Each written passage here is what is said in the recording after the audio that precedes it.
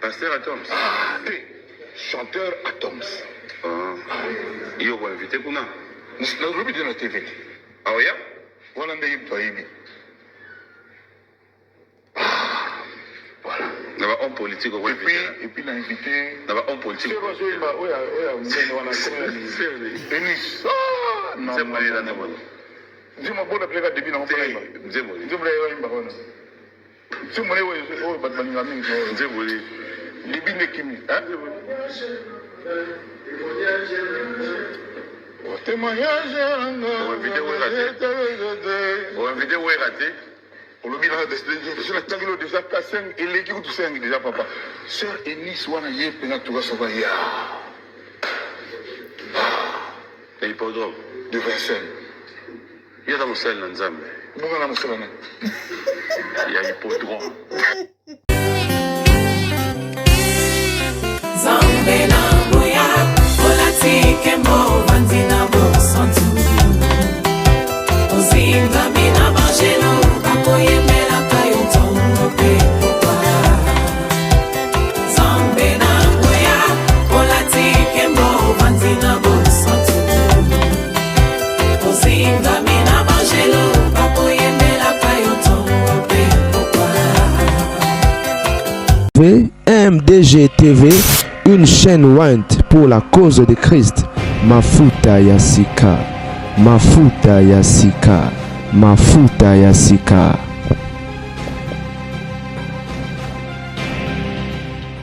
Mbote balandi MDG TV Mafuta Yasika. C'est une grande avec un grand chèque en 4 actualités. Bandego babolingo kande bouti kolanda bino moko boyoki.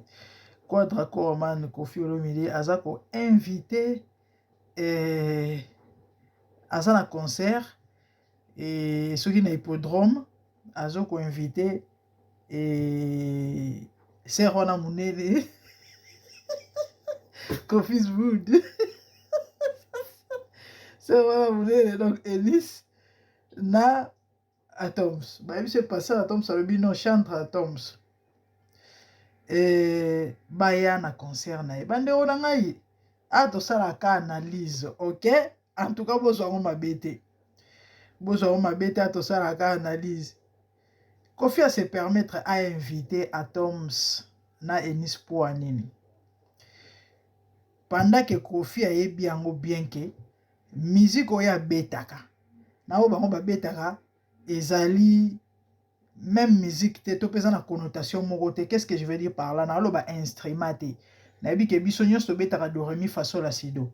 Bazo yembela maître mon côté Kofi aza serviteur ya maître na ye et puis Atoms na Enis baza ba serviteur na servante ya maître na bango eza Yesu Christo ok et Kofi a ebike et ça te ka ebité a ebike lumière na ténèbres cohabitera te ou encore monde na ye musique na ye makambo na ye na maître na ye na ya de l'autre côté cohabitera te pourquoi azi audacité wana a s'hazarder a invité bango na concert na et pourquoi il a fait on est à motuna Kofi aloba soki Mike akoti lola c'est que ngape Kofi na kokota batu ba yebaka te pona nini lelo oyo batu ba comprendre pourquoi loba yango biso nyonso tobi ke Mike alambai a comme fils adoptif a Kofi Olomide boyebi euta ko yinda dossier da komuda plus ou moins 2 mois passé na ndenge Mike ayino soni se bembe toyebi soki Kofi a se permettre et pour baby se passer à l'homme Atoms à l'homme te chantre soki Kofi a se permettre à inviter Atoms na Enis a dit le pourquoi ba raison ezali bande oboli misana kata ki na no se lo mo awa batmo ba côté ba yak na ndako awa je disais la famille Kofi aloba so Mike akoti lola yé pas okota bato belé ba yeba te pourquoi lobi bongo ezwa ba mbule belé pour bato ba yeba le pourquoi aloba ndengwana lelo Kofi va se permettre ko inviter Atoms na Enis na concert na ye pendant kaza conscient ayebi que Atoms na Enis na logique ba koya na concert na été pourquoi à se permettre atteindre la bonne invitation on est à motuna et biano bato bazolo ba non eza parce que bayebani bakutanaka biso bazoloba bon Kofi azala mutabilobela azaka problématique bisusu bazoloba na pesi bino exemple ya Mike to yebaka le pourquoi te mais lelo to koyeba le pourquoi est-ce que ezape parce que Atoms na Enis baza monde mona Kofi Olomide on ezaka question na anticipa ki normalement fallait na kenango bongo te on ezaka motuna hein pour ne pas affirmer ou encore confirmer au bat bazoloba mais par rapport à Mike to yebi ezaka nango suya ko bomba mate to mona Mike alamba ko yamba Kofi na nzoto to mona bango bya kumuda kuto ya ko panza bandeke awa Mike a réagissé te Kofi a réagissé te bazela kufa bongo ba ko loba Kofi a Mike a komane fils adoptif fa Kofi Olomide penya la loba ba maambo ya somo ona lingi kutu ko répéter te ona lingi ko répéter te biso nyonso to yebi makambo ya somo sur Kofi Olomide na Mike alamba tina niveau Mike a luka ko céder peniel et pas ya Kofi et concerne et par rapport ya ba monde ngo ndenge tambolela biso nyonso to yebi ke Kofi est un maître spirituel étant gourou eza une façon ya ko luka peut-être ko promouvoir Mike donc il faut au moins sinaï Mike nani peniel mutalobe loko wana elle était grosse na zemi ya mona na ya mibale yanga te mutu na fondé to pe na créer awa azoko invité Atoms na Enis eza parce que bayebani eza parce que na Atoms na Mike baza ndenge moko oyo Kofi se permettre loba ki soki Mike akoti lola ye pa kokota to eza kaka parce que Kofi c'est un provocateur azali mutu ya ba problème mutu moko alobaka mabe sur basali ya Nzambe na ochela bino je crois vidéo moi aussi tout va bien peut-être demain Kofi azako se moquer na église azako se moquer na ba serviteur de Dieu et to expliquer tout ça l'analyse to loba bale pourquoi mais ce qui est vrai tata oyo akuta na Nzambe et aoyeba Nzamba moninga mutu te ah oui parce que atindiki ba bouchon musika trop et Kofi invité Atoms na servona munene donc Enis Manyanga a mis un témoignage na ndenge na ye ya kiko drabino boyoki et du coup invitation epesi polémique mino boyebika Congo ndenge ezalaka et ke ezongi balobi parce que baebani parce que baza bato ya monde moko biso to ko confirmer te ko affirmer te mais to ka ko sala analyse et puis to meka ko lakisa ba fait ya ba mambo to yebi déjà sur Mike Alambai soki akoti lo langa pe na kokota to yeba le pourquoi te lelo o ba vérité bima est-ce que pona Atoms na Enis ezape yango to yebi te mais est-il que to yebi comment il s'appelle tato akufa dakumuda te et dakumuda tanga Atoms te Zobozi plus ou moins 6 ans passé bandeko Zobozi abimisa ba révélation somme sur Kofi Olomide sur ba pasteur sur ba chantre o ba kendara kuna pona rozwa moto parce que Kofi pour votre information azalaka maître spirituel Kofi azala gourou apesaka moto et afulaka batu apesaka bato bakisi asalisaka pe batu onde basalisaka bato ozala problème et obeli mutu onini Kofi azalaka gourou maître spirituel apesaka bato moto apesaka bato promotion ya tombola apesaka kisi apesaka succès Kofi Olomide je crois dakumuda expliquera ndenge nini babengaka na téléphone ye na Mike bana ko préparer concert préparation ezalaki artistique te mais spirituel c'est ça et comment il s'appelle Zobozi alobara atanga ba combo to sela na sala émission je crois plus ou moins 2 mois passé émission dans la chaîne Zobozi atanga ba combo 6 ans passé wana ba soupçon babilo elobama helelo wana e banana olobama te et wana to yeba ke bato wana to bazaba ba santo même ba Mike wana ko finani Zobozi atanga ba combo ya batu o ya banda komona na temple ya vie atanga Mike Kalambai oyo lelo eza nango ya kosamba te eza kutu ya kokotela te parce que ebima na poisa atanga même ba Clovis Makola nga nazaki tout vraiment surprise parce que elandi Mike te to ebiba Makola basala ba succès ava ba Mike et puis après ndenge makambo ezala kaka lelo o moto sila nango malgré kolo salelanga air moko ezobeta pe na ndenge nango nzonga ne ba Makola babanda ko kende pa ya Kofi Olomide atanga Atoms bandeko. Comment il s'appelle Zob aussi, c'était un païen. Oyo azaki n'a rien à voir na mambo bonzambe ya nzambe ya église ya pasteur. Non non non. Atanga bato ya mona na temple ya vie. Atanga na Atoms. To ebité vérité bandeko ya en escalier balobaka. Ce qui pesait à l'okuta. Nzambe justifiera mombo na ya Atoms mboma. Ce qui pesait vrai. Kaka nzamba exposa Mike. Lelo tout le monde sait appartenance à Mike. Ne benzamba ko exposa ka Atoms. Personnellement, je confirme, je affirme, mais ça la analyse. Il y a le pourquoi Kofi a koki ko se permettre. Tout peut que d'audacité ya ko inviter Atoms. Na serwana munene donc Enis Manyanga baya na concert na ye. Pendant ka yebi ke monde na ye na ya bango ezali butuna na moyi. Selon makomi pendenge to juger la kango biso bato mokili. Ndenge to lobela kango, ndenge to monela kango pe to souela kango. To yebi eza bongo. Donc on peut même pas mentionner mambo ya nzambe na musique ya Kofi ni mambo ya Kofi na musique ya nzambe. Donc c'est ça. Inviter maman na biso Enis to lobanini. Ba rimer ozo tambola. Eza ba confirmation. Lelo Kofi akoma ko inviter to yebite. To eza ba provocation na ba matumboli na ye. Mais est-il que vous vous rappelez na betela bino le solo ya témoignage. Kala on expliquera bino que mission Kofi azwa eza ko recruter ba musicien nyonso ba imbela nzambe ba kota to pe ba adhérer na monde occulte. Je crois na biyebisa bino yango pona bato yo ta mosusu balandi biso ka lelo. Et la famille, j'étais enceinte, le solo nazo beta témoignage ça date de plus ou moins 13 ans passés. Nazaki nazemi ya mwana nga mibale adona yote ko kusakuto 13 ans mois passé na mars awa. Tolanda pasteur moko na kombo ya je crois bato bele ba confirma ki balanda témoignage wana.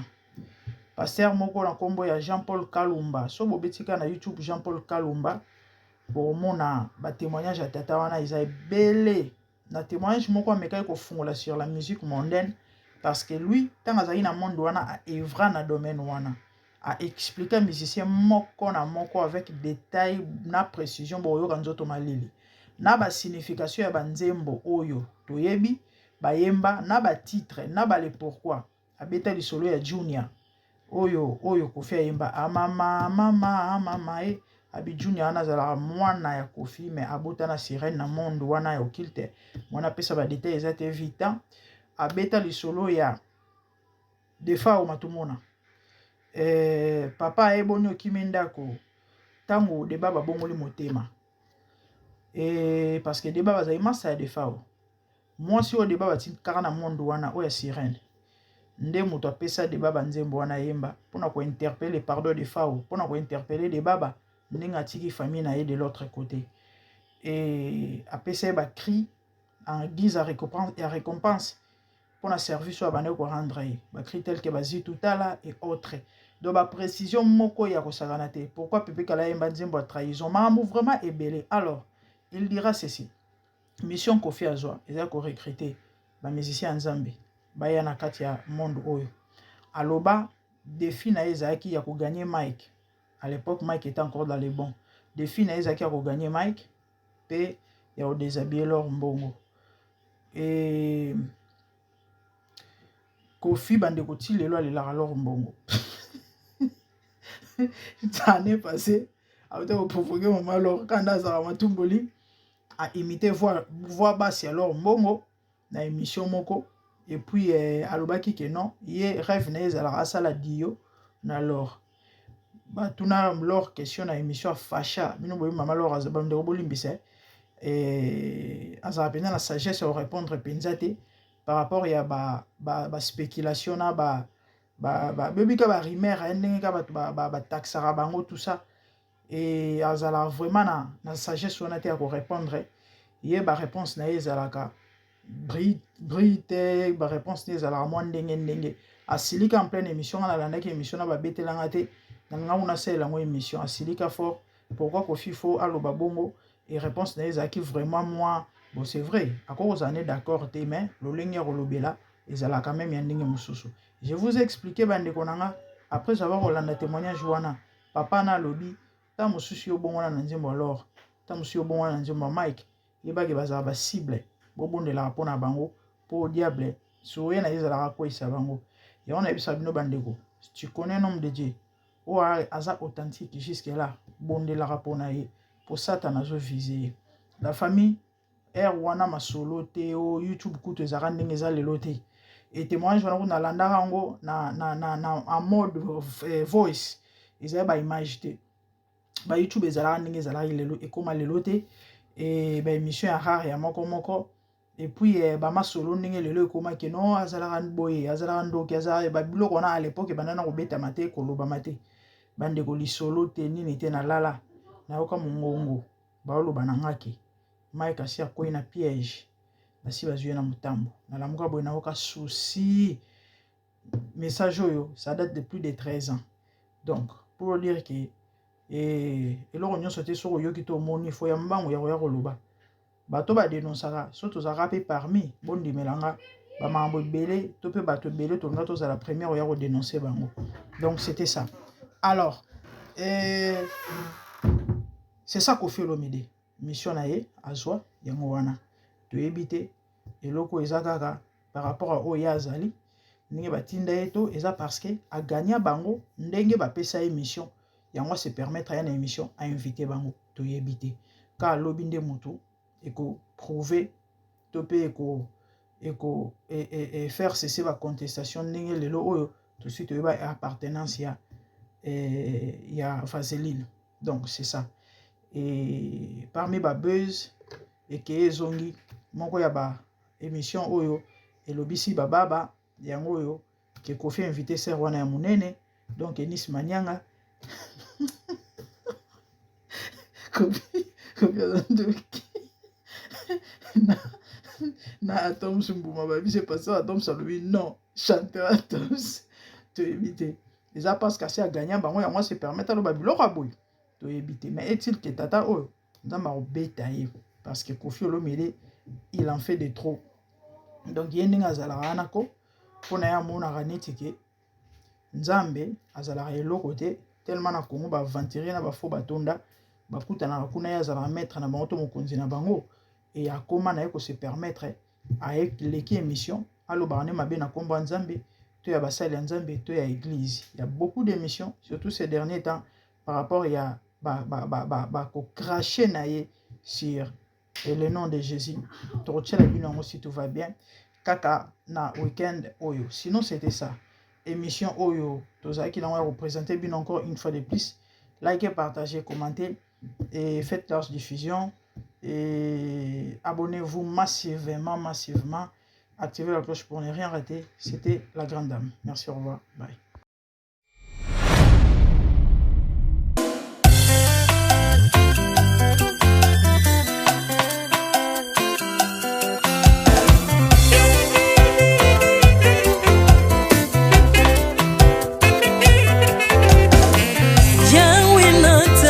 mokili oyo namoni te natangi na histoire ya monde namoni te naluki nayemba pete toze pour passer Seigneur je n'ai pas pris non plus entendu parler oya kokalala yo Yesu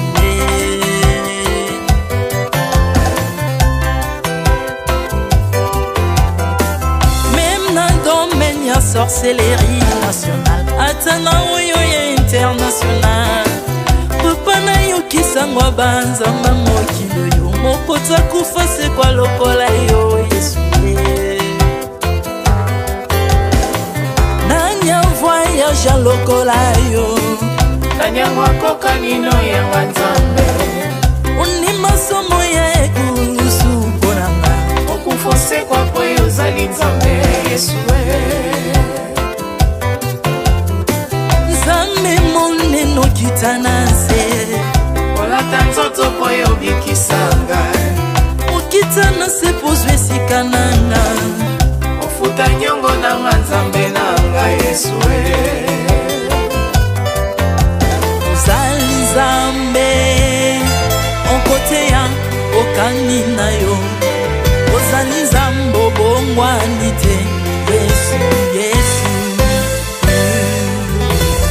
ozali nzambe onkoteya okani na yo ozali nzambo bongwani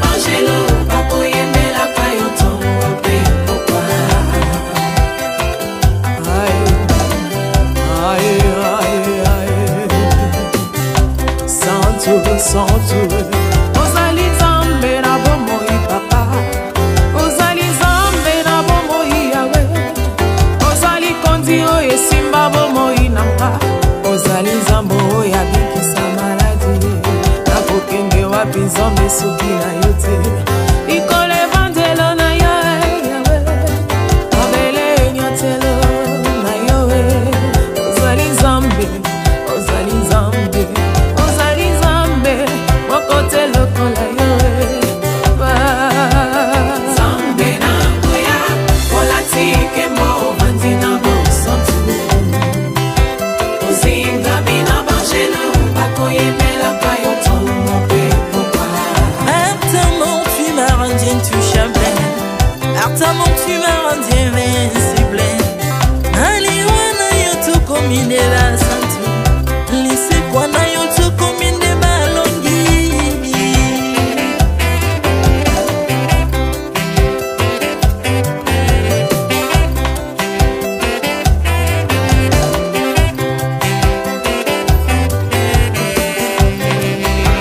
nzambe na ngoya olatike mo vandina bosantu ozinga bina bangelo bakoyembelaka yo ntongo pe pourquoi nzambe na ngoya olatike mo vandina bosantu ozinga bina bangelo bakoyembelaka yo ntongo pe pourquoi Autrefois ngai nazalaki binzo ndoki akolianga lolinga lingi, mais par son son na se métamorphosé osimingo sambwe maladi na biso bolingo bebi naza toxique grâce à lui.